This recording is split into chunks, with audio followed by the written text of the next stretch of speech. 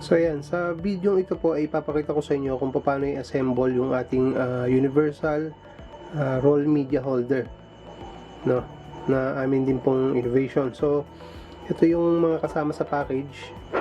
Ito yung base niya, yung kanyang roll holder o yung roll support, 3 inches hub, 3 inches hub, 2 inches hub, at 1 inch hub. So bali tatlo yung hub na kasama niya, 3 inches, 2 inches, and 1 inch. And then yung kanyang mandrel, this is 304 stainless steel, 1.5 mm thick. At saka yung kanyang rail, aluminum rail. So ayan, bali dalawa siya na 1/2 by 1/2 inch. Bali ano po, aluminum tubular. So serve siya as rail para dun sa ating roll holder. Kasi yung ating roll holder is hindi lang po siya naka-design sa isang size lang ng rolyo. So kahit medyo maliit na rolyo, pwede natin siyang gamitin. Kaya siya universal. So ayan yung kanyang aluminum tubular, magsaserve siya as rail, itong ating support. And then epoxy. So gagamitin natin siya pang fix ng ating rail sa base. So ang gagawin natin una is tabi muna natin yung mga hub. At saka yung mandrel. So hindi pa natin kailangan. So ang gawin natin is mag-mix muna tayo ng epoxy.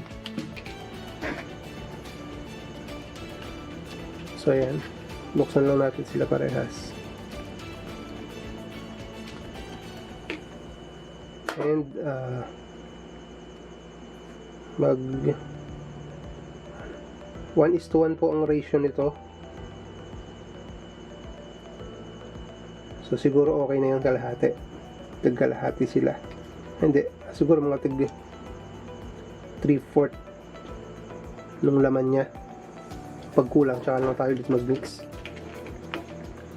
So halu-haluin lang natin. Make sure na nahalong mabuti. Kasi isang part niyan is yung epoxy. Yung isang part is isang part niya is adhesive, and then yung isang part niya is hardener. So ayan, mix lang natin na ganyan. And then once nahalo na natin ng maayos, kunin natin yung isang base. So kahit alin naman dyan, okay lang kasi parehas na naman yung base niya sa left and right. Gawin natin is lagyan natin siya ng epoxy dito sa kanyang yan, sa may square na butas, tsaka dito sa kabila para ma-fix natin yung aluminum rail. So once nalagyan na natin epoxy, ipasok lang natin yung aluminum. So make sure na nakasagad yung aluminum natin. So ayan, kailangan nakasagad siya.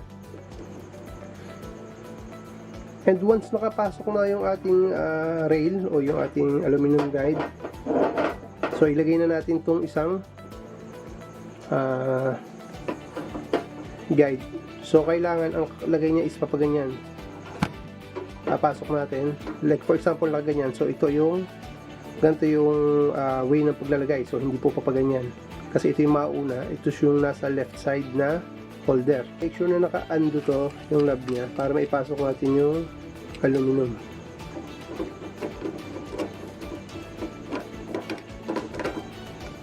So once na ipasok natin, higpitan muna natin konti yung knob niya para wag itong dumikit dun sa may parte na may epoxy.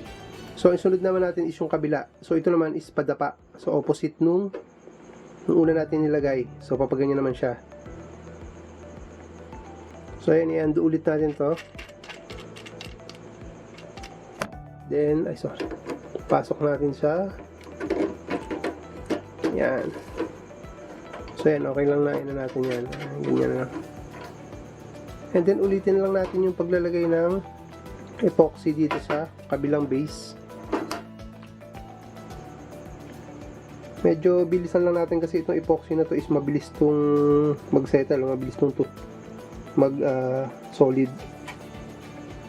So, 30 minutes siguro matigas na to. So, ganyan lang, lagyan lang natin sila parehas. Yan, medyo namumuo na nga siya. So, kailangan mabilis lang ang pag-ano natin. And then, ang next naman is papasok naman natin itong kabilang side na ganyan. Yung sa dalawang butas. And tulak ulit natin.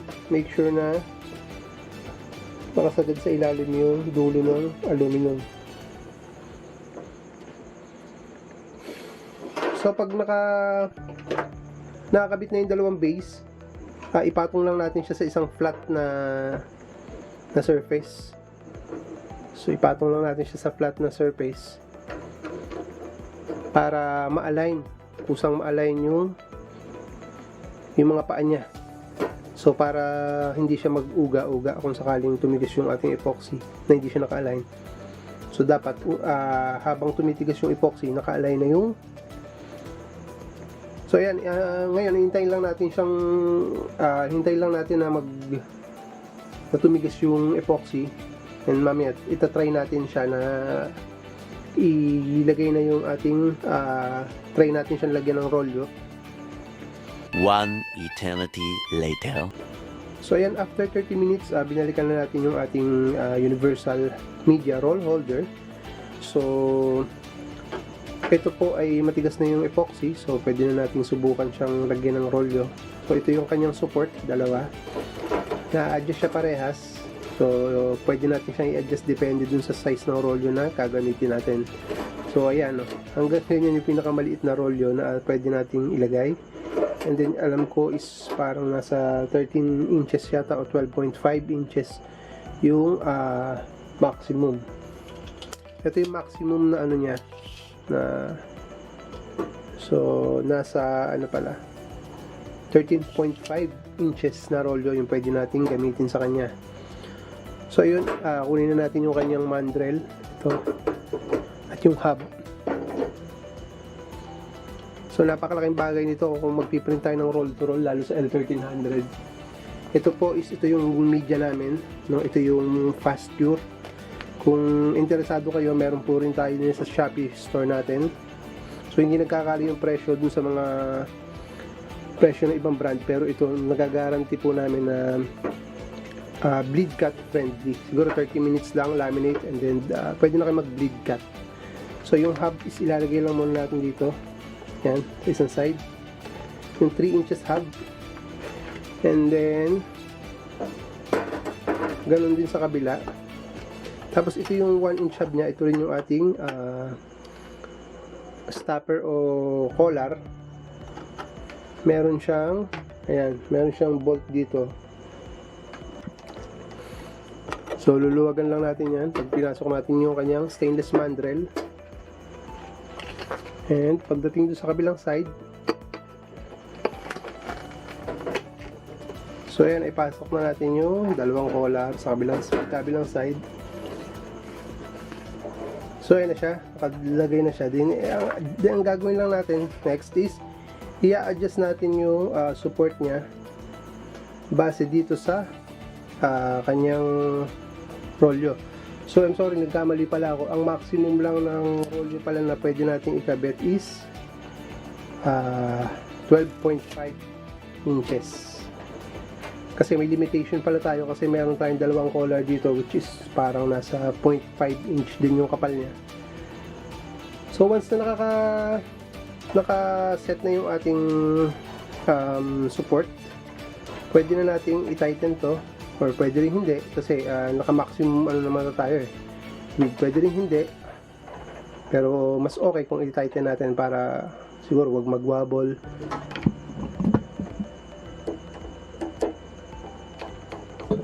Yan. So ayun. Ayan ay para sa 12.5 inches roll na media namin. So meron tayo nito sa Shopee, lalagay ko yung link sa description. And ito rin yung gamit namin sa mga rim decals kasi kalimitan ng rim decals is bleed cut. So subukan naman natin siya sa ibang roll. So tatanggalin ko lang muna.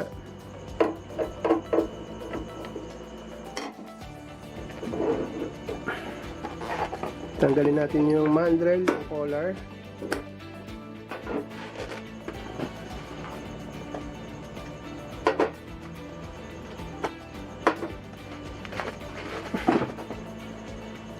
Subukan naman natin siya sa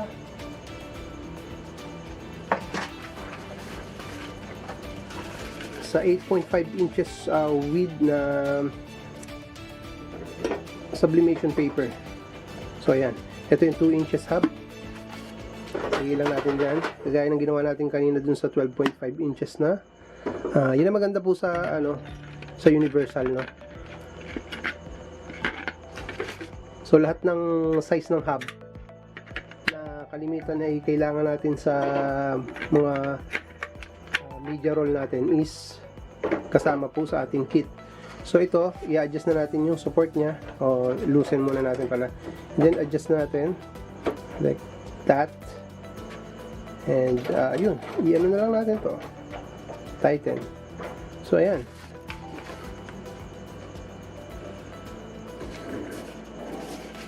ganyan lang po kadali.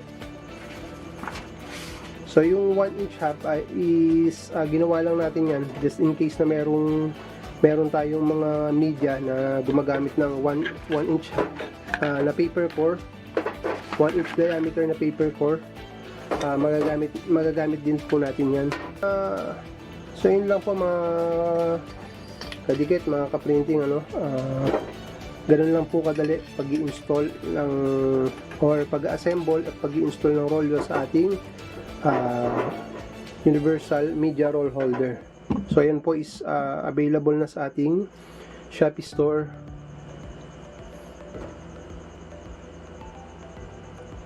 So yun lang po, at maraming salamat po sa panonood, at maraming salamat din po sa ating mga subscribers. So malapit na tayo mag 800, no? Hindi na masama. So yun lang, kung hindi pa kayo nakasubscribe sa channel ko, please subscribe, hit nyo na rin yung notification bell para ma-update kayo sa mga susunod nating mga videos. So yun po, umorder kayo ng ganito kung magro-roll to roll printing kayo, or sa tingin nyo magagamit nyo siya sa printing business nyo. So magandang investment po to kasi ito is one time investment lang, magagamit mo na pang habang buhay yan. So yun lang, at muli maraming salamat at happy printing!